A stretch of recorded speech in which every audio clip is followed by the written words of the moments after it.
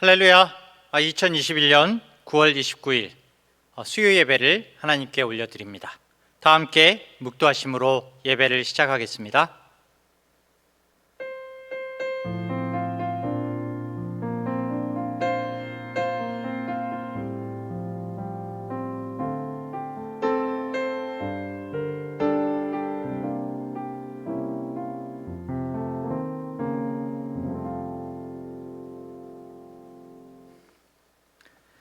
찬송가 417장입니다. 새 찬송가는 295장, 큰 죄에 빠진 나를. 다 함께 찬양하겠습니다.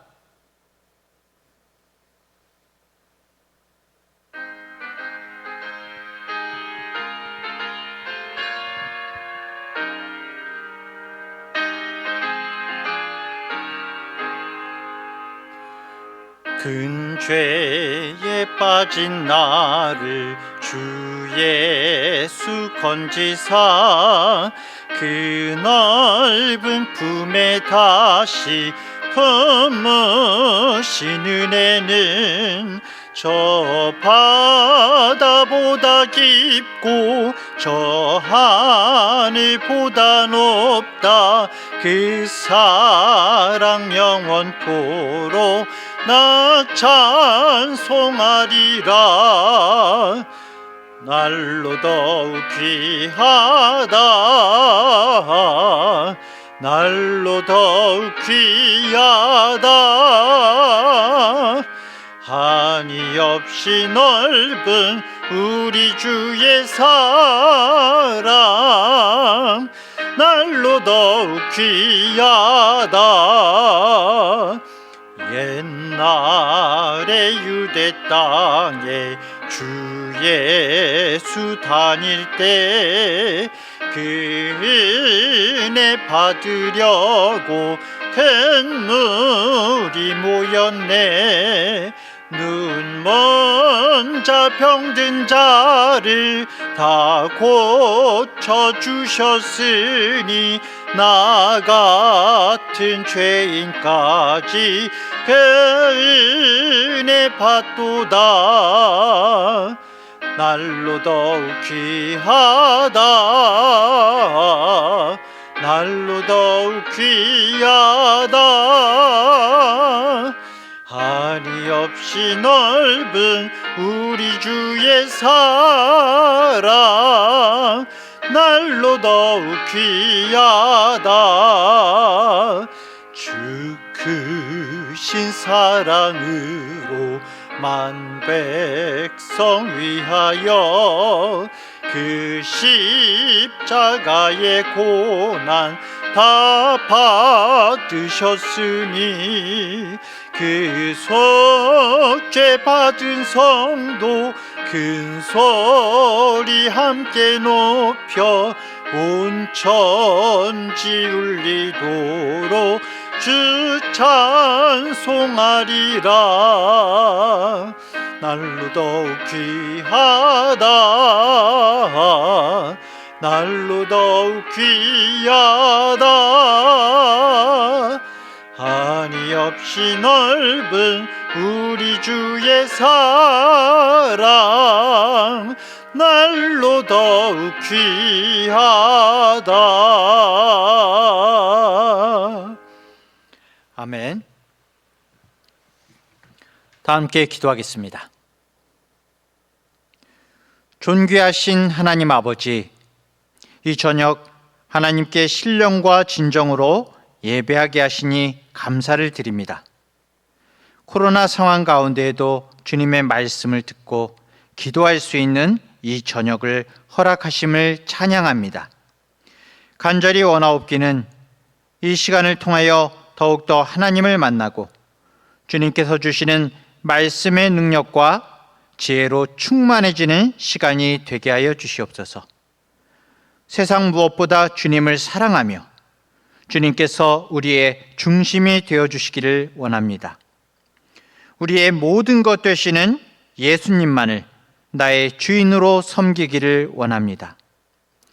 이 시간 하나님을 높이고 나를 낮추게 하시며 우리 삶의 모든 문제와 어려움, 개인적인 모든 부분들을 천지의 주제이신 하나님 앞에 내어놓으며 주님의 인도하심을 구하는 예배의 시간이 되기를 소망합니다. 성령께서 함께하여 주시옵소서. 이 시간 주께서 주시는 새로운 마음과 새로운 기대와 소망으로 가득 차는 이 밤이 되게 하여 주시옵소서. 마음이 힘든 사람, 몸이 피로한 우리 모든 성도들의 영육을 이 시간 회복시키시며 강건함의 은혜로 채워주시옵소서. 주님께 영광을 올려드립니다. 감사드리며 예수님의 이름으로 기도드립니다. 아멘.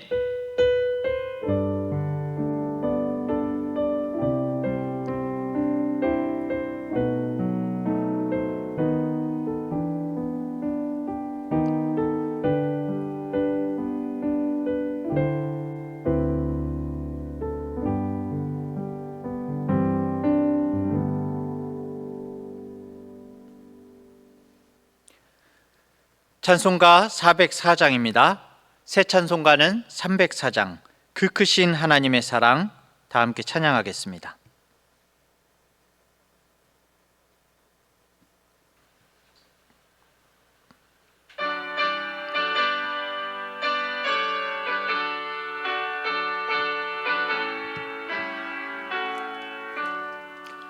그 크신 하나님의 사랑 말로 다 형용 못하네. 저 높고 높은 별을 넘어 이 낮고 낮은 땅 위에 죄범만 영혼 구하려 그 아들 보내사 화목제로 삼으시고 죄 용서하셨네. 하나님 크신 사랑은 증량 다 못하며 영원히 변치 않는 사랑 성도여 찬양하세. 괴로운 시절 지나가고 땅 위에 영화 쇠할 때 주 믿지 않던 영혼들은 큰 소리 외쳐 울어도 주 믿는 성도들에게 큰 사랑 베푸사 우리의 죄 사했으니 그 은혜 잊을까. 하나님 크신 사랑은 증량 다 못하며 영원히 변치 않는 사랑 성도여 찬양하세. 하늘을 두루마리 삼고 바다를 먹물 삼아도 한없는 하나님의 사랑 다 기록할 수 없겠네. 하나님의 크신 사랑 그 어찌 닿았을까. 저 하늘로 비싸도 채우지 못하리. 하나님 크신 사랑은 증량 다 못하며 영원히 변치 않는 사랑 성도여 찬양하세.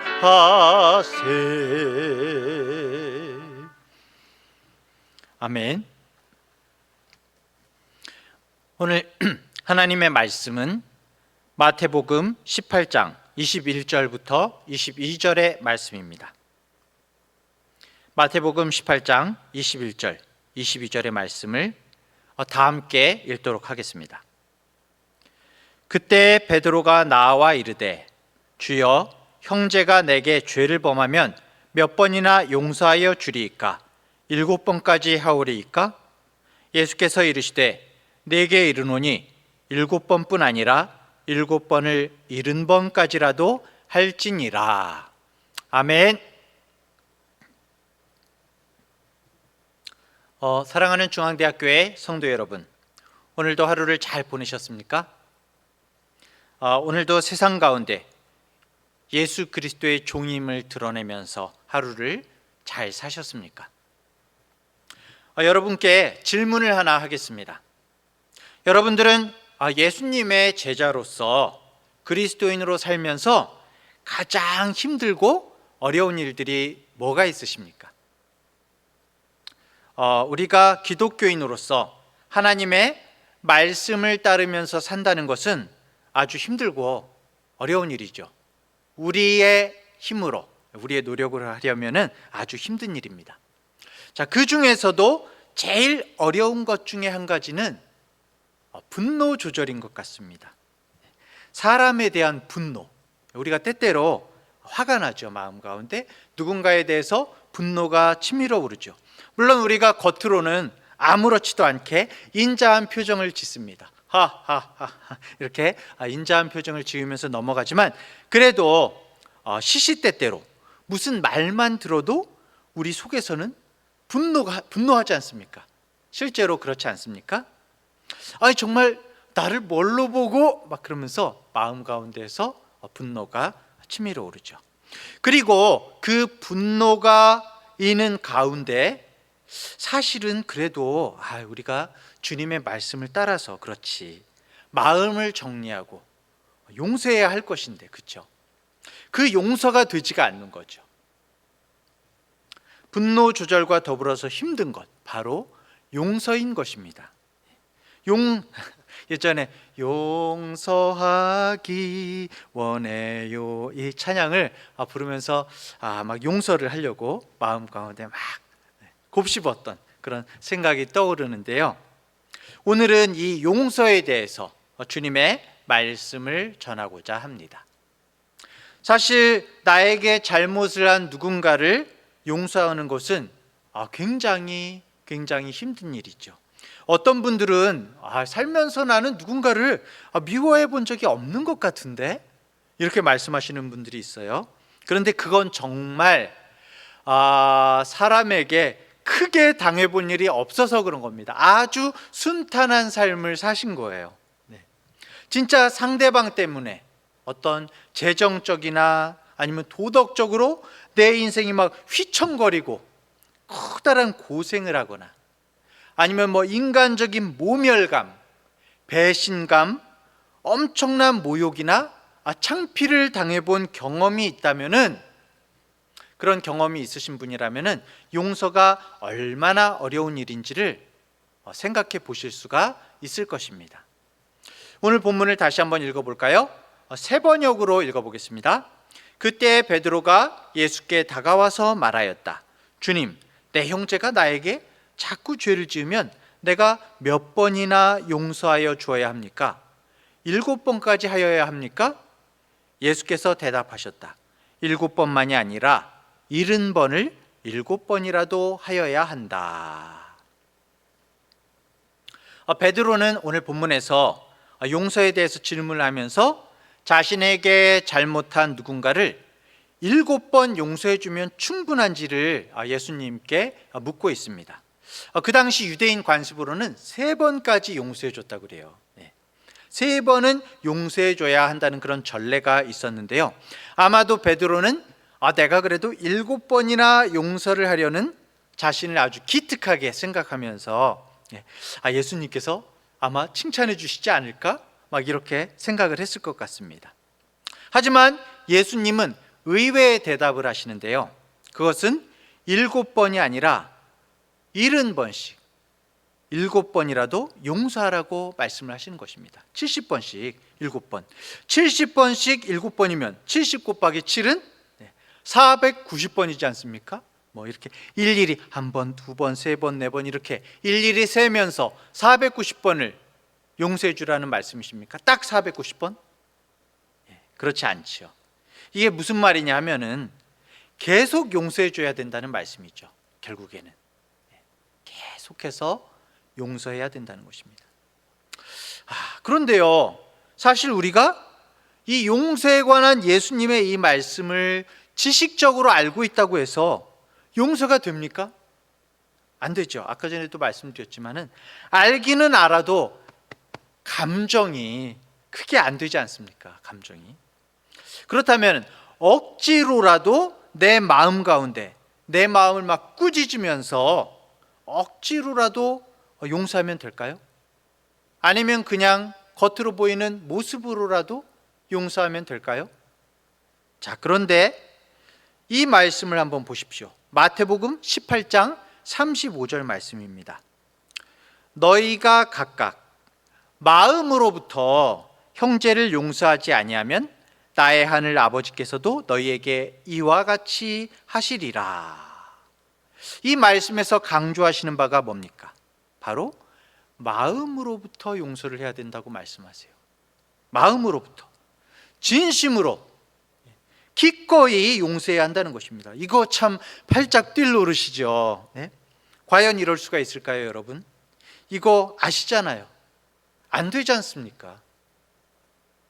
어떻게 진심으로, 마음으로 용서할 수가 있을까요? 모든 부분에 있어서. 이게 바로 오늘 말씀의 중심이 되겠습니다. 어떻게 하면 우리가 마음으로, 진심으로 용서할 수가 있을까? 우리 대부분은 그래서 그냥 겉으로 보여지는 것, 기독교인이든 기독교인이 아니든 많은 사람들이 자신의 행위를 통해서 의를 쌓고 선을 이루려고 노력을 합니다. 뭐 겉으로라도 하면 되지. 그렇지 않은 사람들 많은데 겉으로 확 내색을 하면서 막 분노하고 그런 사람들도 많은데 겉으로라도 용서하고 그러면 되지. 내가 뭔가 잘못한 일이 있으면 봉사를 통해서 혹은 재정적으로 돈을 내서 내 자신이 좋은 사람이고 이 공동체에서 어떤 선한 구성원임을 증명하려고 그렇게 노력을 합니다. 또 종교를 불문하고 신을 믿는다는 종교인이라면은 내가 지옥에 가지 않아도 되는 천국에 들어갈 자격이 있는 그럴듯한 종교인임을 나타내려고 행위로 증명하려고 그런 모습을 보이는 것이죠. 2000년 전에도 마찬가지였습니다. 예수님께서 이 땅 가운데 오셔서 지상에서 사역하시던 당시에 이스라엘에서는 모든 사람들에게 존경받는 그 모습으로는 존경받는 사람들이 있었는데 그들을 일컬어서 바리새인이라고 불렀습니다. 그들은 모습으로는 아주 완벽한 종교인들이었습니다. 매일 성경을 읽고 기도하고 일주일에 2번씩 금식하고 절약한 돈으로 구제를 하고 또 번 돈에서 또 헌금을 하고 율법이 요구한 바를 정확하게 지키려고 하고 심지어는 다른 곳을 여행을 할 때에 하나님께서 계명으로 주신 음식이 아닌 것을 먹을까 봐 따로 먹을 음식을 싸들고 다니고 그러기까지 했습니다. 하지만 우리가 성경을 보면서 아는 것처럼 예수님께서 오시면서 이 바리새인들의 그들의 마음이 비춰지니까 그들의 행위 뒤에 감춰진 외식이 드러나게 되는 거죠. 정말 마음으로부터 무언가를 하려는 것은 정말 어려운 것입니다. 특히 용서는 그렇죠. 지금 이제 한번 눈을 감아 보십시오, 여러분. 눈을 감아 보세요. 마음으로부터 상상을 해보는 겁니다. 하나님을 빼놓고 내가 정말 세상에서 가장 아끼고 사랑하는 것을 한번 떠올려 보십시오. 떠올려 보십시오. 우리에게는 사랑하는 사람들 아니면은 사랑하는 것들이 있죠. 그런데 누군가가 내가 사랑하는 바로 그것을 없애버렸어요. 여러분이 지금 마음 가운데 떠올리는 것을, 사랑하는 것을 없애버렸습니다. 예를 들어서 정말 예를 들기도 무섭지만 그래도 적절한 예를 위해서 누군가가 나의 자식을 죽였어요. 이건 정말 예를 들기도 너무나 떨리고 무서운데, 만약에 그런 일이 있다면 여러분, 내 자식을 죽인 사람을 용서할 수가 있으십니까? 마음으로부터 한번 떠올려 보세요. 그냥 용서한다고 말하는 것이 아니라 마음으로부터 용서할 수가 있을까요? 이제 눈 뜨셔도 됩니다. 답은 너무 간단합니다. 네, 할 수 없습니다. 정상적인 인간의 뇌구조와 감정으로는 도저히 그것이 불가능한 것이죠. 또 예를 들어볼까요? 우리 하나님은 인간의 외모나 행위를 보는 분이 아니시고 우리의 중심까지 꿰뚫어 보시지 않습니까? 이런 하나님 앞에서 내가 어떤 여자와 눈도 마주치지 않고 말도 한마디 안 했더라도 예수님의 말씀에 따르면은 내 마음이 그 여자와 간음을 했다면, 마음으로 간음을 했다면 그 사람은 이미 그 여자와 실제로 간음한 것이라고 말씀을 하고 계시거든요. 마음으로 하는 것이 실제라는 것이죠. 그렇다면 여기에 비춰본다면 용서도 마찬가지입니다. 제가 겉으로는 용서한다고 말하고 실제로 그 사람에게 어떠한 복수도 하지 않고 또 그 사람을 위해 막 겉으로는 그 사람을 위해 용서하기 위해서 기도해야 되겠어, 기도하고 있다고 하더라도 나의 마음의 깊은 곳에서 그 사람을 미워하고 있다면 하나님은 그것을 용서로 인정하지 않으신다는 것입니다. 오히려 예수님은 마음으로 미워하는 것이 살인이라고 말씀하시는 것이죠. 정말 도대체 어떻게 하라는 말씀이신지, 그렇죠? 여러분, 어떻게 마음으로 용서를 할 수가 있습니까? 안 되는데. 자, 그렇다면 예수님께서는 안 되는 걸 되라고 하시는 것일까요? 도대체 예수님은 왜 우리에게 70번씩 7번씩이라도, 즉 아무리 많은 잘못을 하고 계속적으로 잘못을 한다고 하더라도 용서를 하라고 명령하시는 걸까요? 그리고 어떻게 이것이 가능한 것이겠습니까? 바로 예수님은 오늘 본문 다음에, 우리가 읽은 오늘 본문 다음에 바로 이어서 한 예화를 우리에게 말씀해 주고 계시죠. 어떤 왕 앞에 1만 달란트 빚진 자가 끌려왔습니다. 1만 달란트 이렇게 얘기하니까 이게 막 상상이 안 가지 않습니까? 이건 얼마나 빚진 건지 한번 계량화를 해보자면은 금이든지 은이든지 한 달란트는 8,800돈이에요. 8,800돈. 이것도 도저히 상상이 안 가죠? 8,800돈. 그럼 금으로 따져보자면은 8,800돈 곱하기 1만이면은 이게 몇 돈입니까 도대체? 이건 8,800에 동그라미가 4개 더 붙는 거죠. 수조 원에 달합니다. 수조 원. 도저히 갚을 수가 없는 금액이라는 것이죠. 이 사람이 갚을 것이 없으니까 돈을 빌려준 왕이 그의 아내와 자녀와 가진 것을 다 팔아서 갚아라. 그렇지 않으면 너를 가둬버리겠다. 이렇게 말을 합니다. 1만 달란트 빚진 자는 엎드러져서 다 갚겠습니다. 제가 갚겠습니다. 빌고 어느새 막 이렇게 빌으니까 주인은 빚진 사람이 너무나 불쌍해진 거죠. 마음이 그래도 은혜가 많은 주인이었던 것 같습니다. 그래서 모든 빚을 다 탕감해 주게 됩니다. 탕감, 빚을 완전히 없는 것으로 해준 것이죠. 정말 수조 원을 탕감을 받은 것입니다. 얼마나 기쁘겠어요. 그렇죠? 기뻐 뛰면서 막 이 사람이 나갑니다. 이 기뻐 뛰면서 막 노래를 부르며 찬양하며 하나님을 찬양했을 것 같아요. 하나님을 찬양하며 나갔던 이 1만 달란트를 탕감받은 사람이 길거리에서 자기에게 100데나리온 빚진 동료를 발견하게 됩니다. 1데나리온이 한 사람의 노동자의 품삯이니까 100데나리온도 크긴 커요. 하지만 1만 달란트하고는 비교할 수가 없는 것이죠. 자, 이 100데나리온 빚진 동료를 발견한 사람이 그 동료에게 빚을 갚으라고 멱살을 잡고 소리를 지르면서 빚을 못 갚자 감옥에 가두어 버립니다. 여러분 어떻게 생각이 드십니까? 1만 달란트 수조 원을 탕감받은 사람이 100데나리온 빚진 동료를 멱살을 잡고 감옥에 넣었습니다. 여러분 이 다음에 어떻게 되는지 다 아시죠?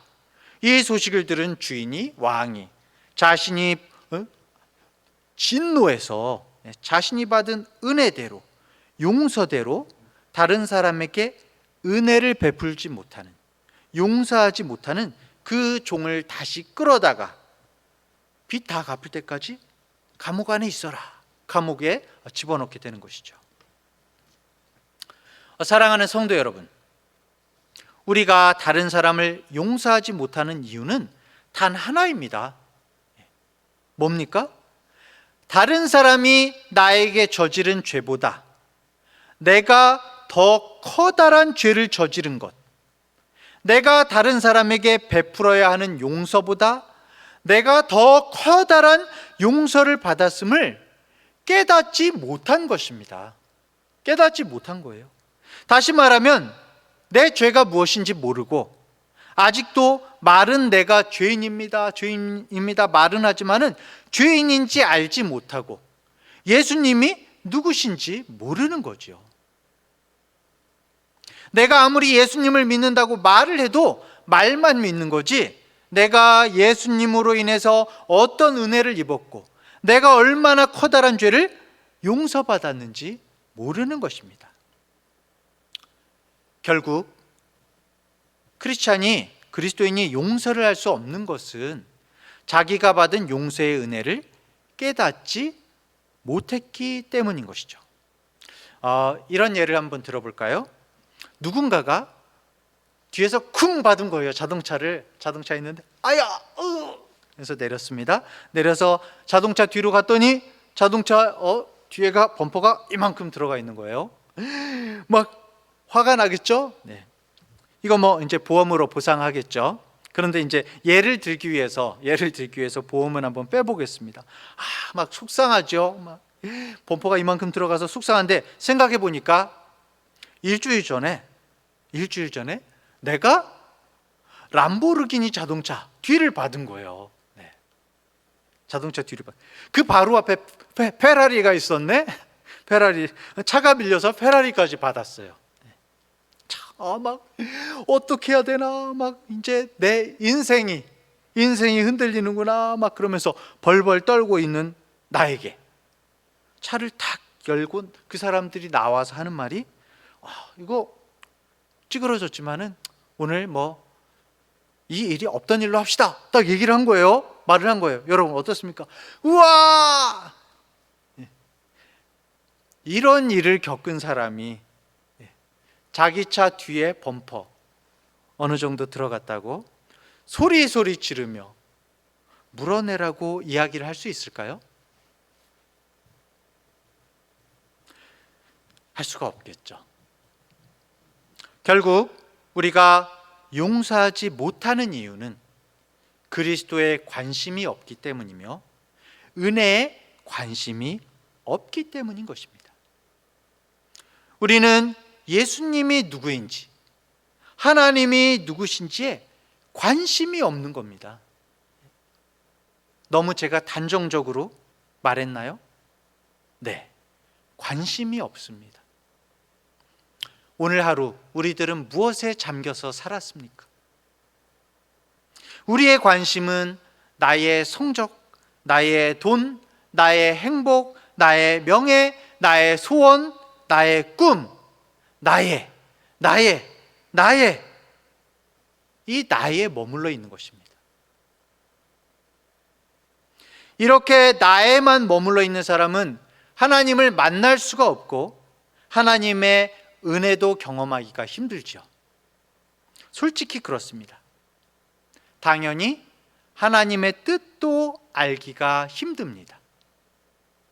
안타까운 것은 예수님을 믿는다고 고백하는 우리 수많은 그리스도인들 중에도 이런 우리들도 대부분 나에 머물러 있다는 것입니다. 우리 모두는 정말 하나님 앞에서 아주 고약한 죄인입니다. 우리 스스로는 정말 괜찮은, 나름 착한 인생을 살고 있다고 생각하는 사람들이 많이 있겠죠.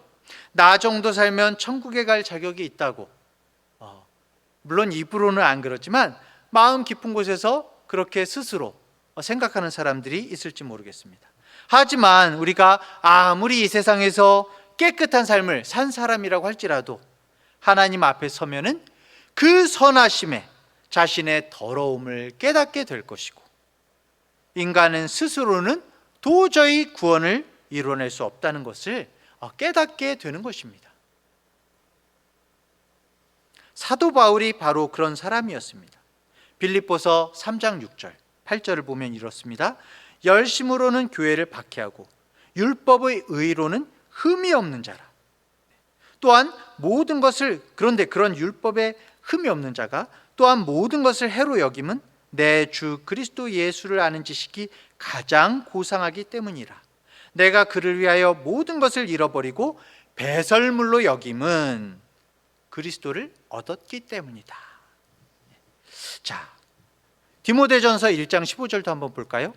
mit보다 모든 사람이 받을 만한 이 말이요, 그리스도 예수께서 죄인을 구원하시려고 세상에 임하셨다 하였도다. 죄인 중에 내가 괴순이라. 바울은 율법을 흠이 없이 지켰다고 스스로 얘기를 하지만은 그 모든 자신의 의를 배설물, 좋은 말로 이제 똥이죠. 똥처럼 생각을 하며 죽기 전에 자신의 제자 디모데에게 쓴 편지에는 또 어떻게 얘기합니까? 하나님을 위해 생명을 바친 자기 자신을 죄인 중에 최고 죄인의 괴수라고 이렇게 고백을 하고 있는 것입니다. 왜 그럴까요? 왜 그렇습니까?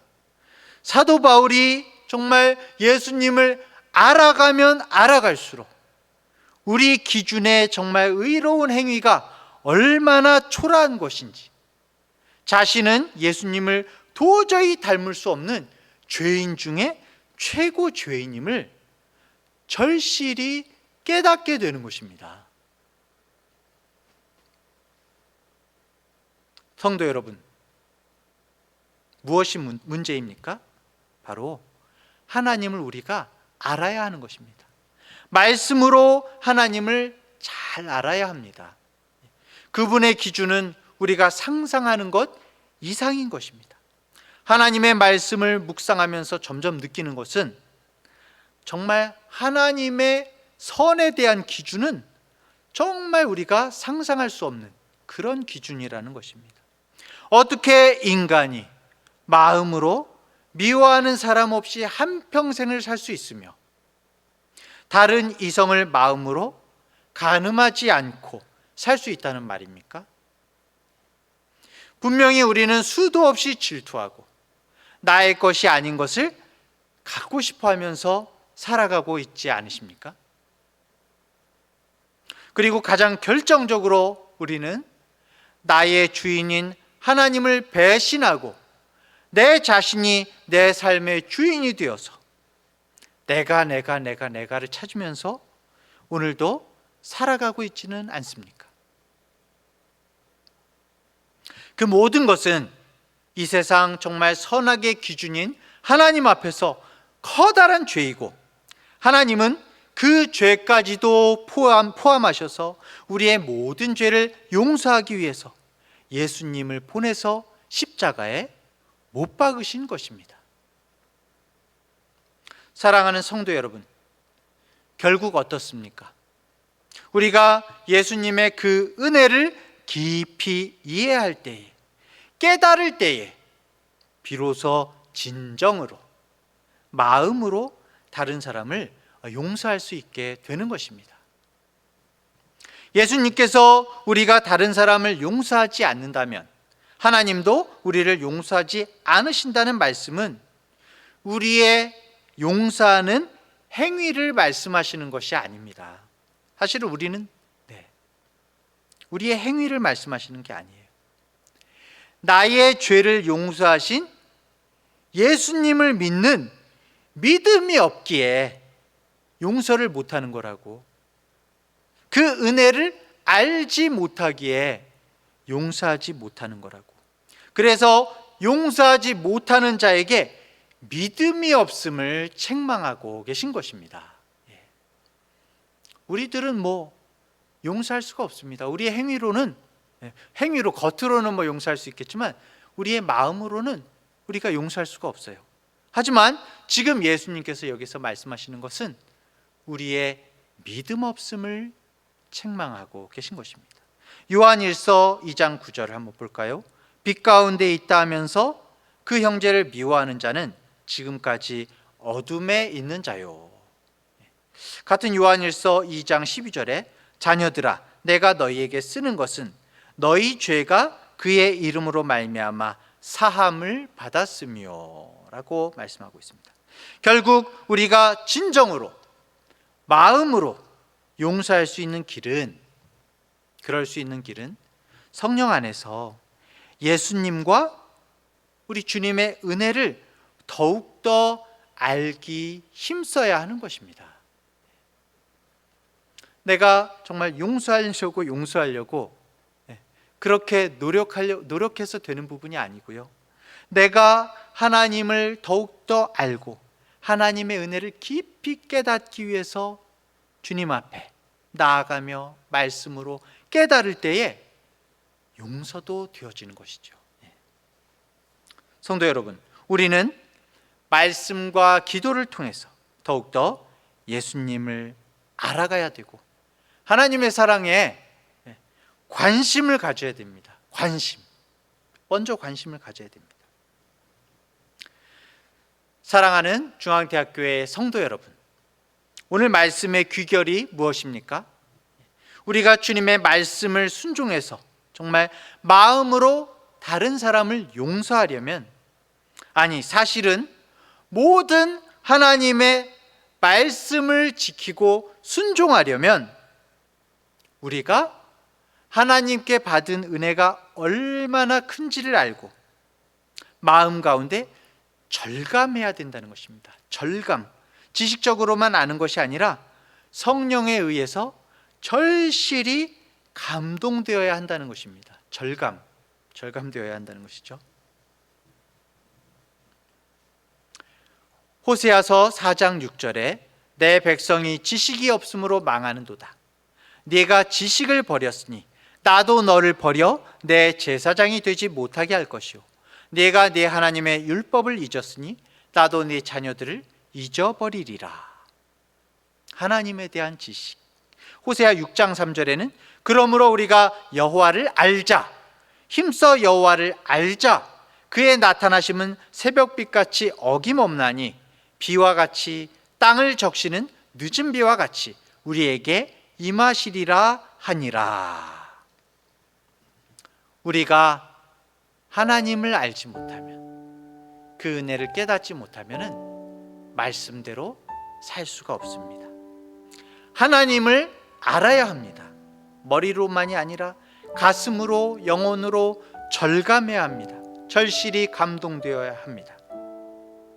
사랑하는 성도 여러분, 오늘도 우리에게 주어진 한정된 시간들 가운데 말씀을 통해 하나님과 주 예수 그리스도를 알아가기를 힘쓰시고 또 주님께서 우리에게 주신 은혜가 얼마나 큰지를 기도 가운데 성령의 능력으로 감동되어져서 살아가는 우리 성도님들 되시기를 간절히 축원합니다.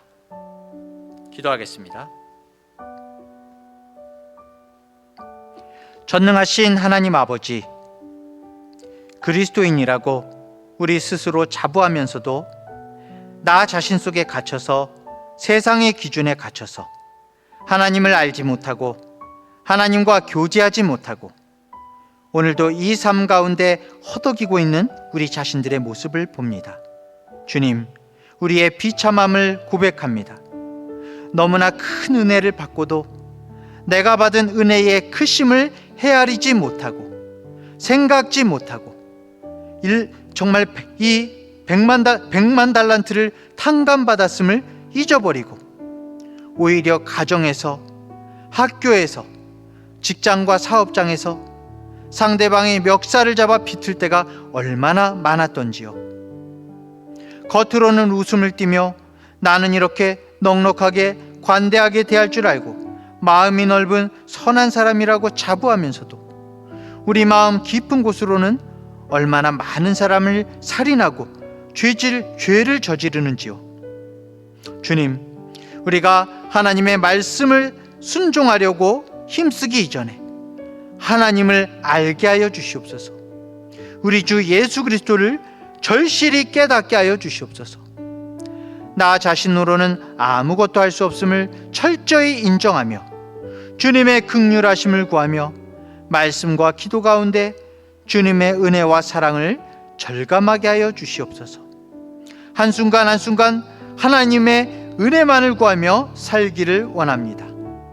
주님의 그 사랑을 받아 그 사랑이 넘쳐남으로 주님 뜻대로 살기를 소원합니다. 우리 모든 중앙대학교의 성도들을 붙들어 주옵시고 성령의 능력을 부어 주시옵소서.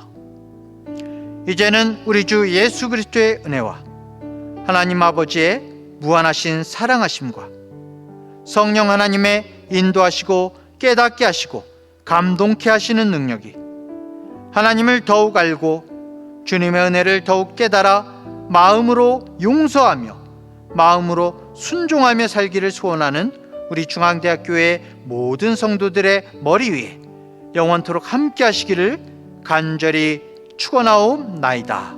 아멘.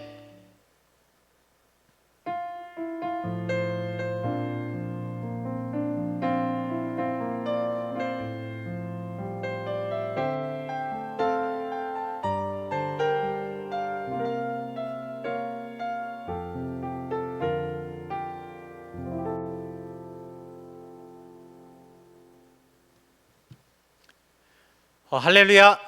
주님께 온전한 예배 올려드리셨는지요?